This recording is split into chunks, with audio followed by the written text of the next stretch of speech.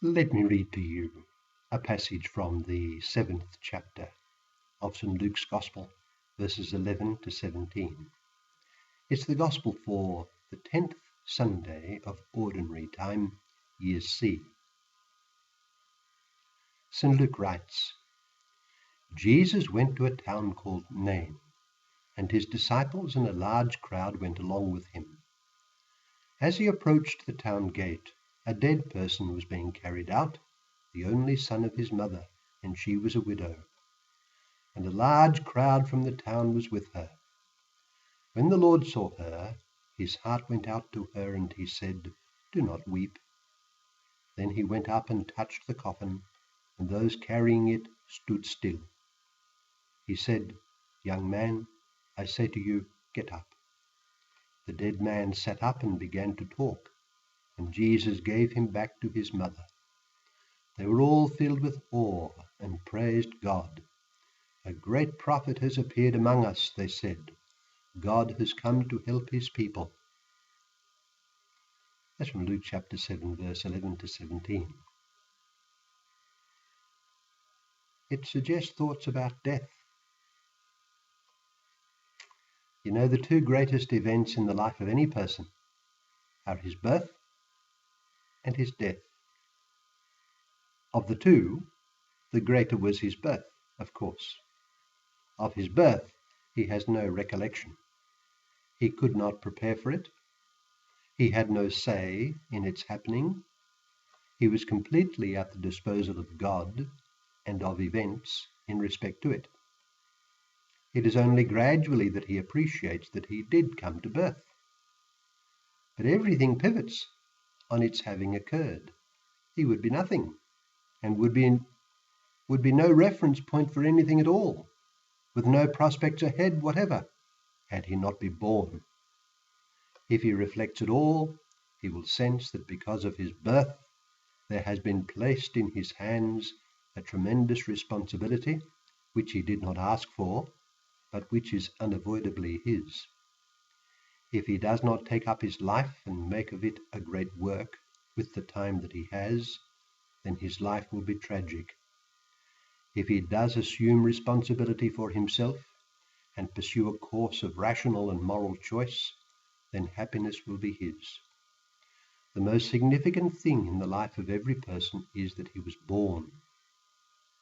What is the meaning of it, though? That is to say, what is the meaning of life?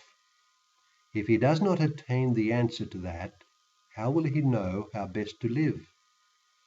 In fact, the answer is inextricably connected with the second most important event in the life of every person, which is that he will die.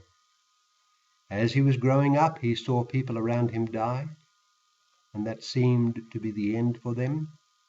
He heard it said that everyone dies, and was told that he too would die, and he came to be convinced that this was indeed the case. He was born into this life, and he must die and thus pass away from it. The realization of this coming event, the greatest he must face, leads him to ask, what will happen to me after my death? On the face of it, death is a simple black hole. A person lives his life, dies, and then he is gone. All his friends are helpless before this event, as is he.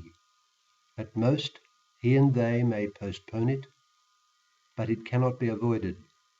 It is the greatest event to be faced, and it is the one that looks most devoid of meaning. Whatever one makes of life, death tears it all away and leaves little to show. Our Gospel today from Luke chapter 7 verse 11 to 17 places us in the scene of the widow of Nain, leaving the town with the body of her only son. Her son has died, and the light has gone from her life. There have been any number of attempts to understand the meaning of death. It is a major issue for the religions of man and for many philosophical systems.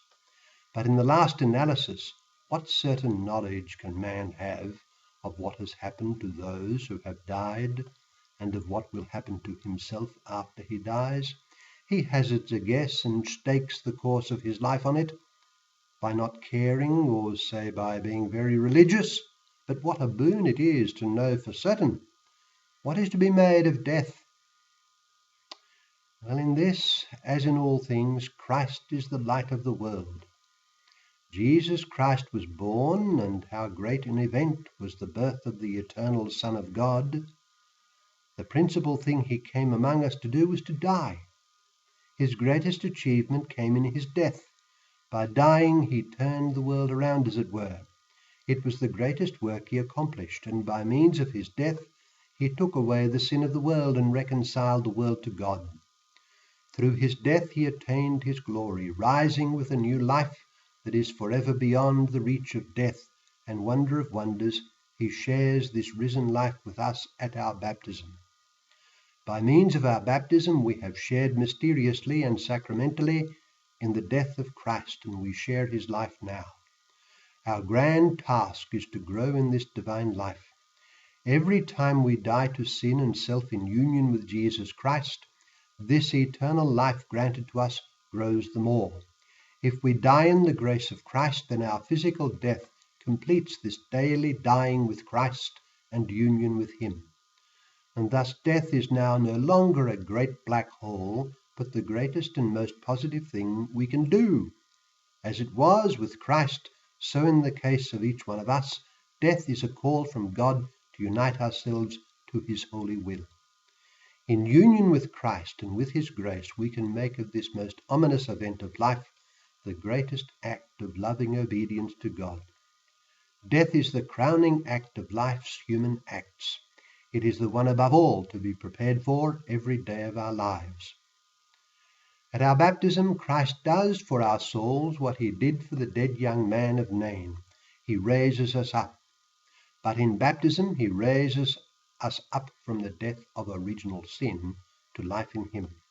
This new life must be resolutely lived by following in the footsteps of Jesus Christ, and his path is that of self-denial in doing the will of the Father. A great event is coming for every one of us, just as it was coming in the life of Jesus Christ. That event is our death, and it is an event full of possibilities and fruit, provided we meet it with the mind of Christ. It is the greatest moment of surrender to the will of the Father that is open to us. So much hinges upon it. Let us prepare for it every day by leading a life of obedience to God in the little duties before us, in union with Jesus Christ.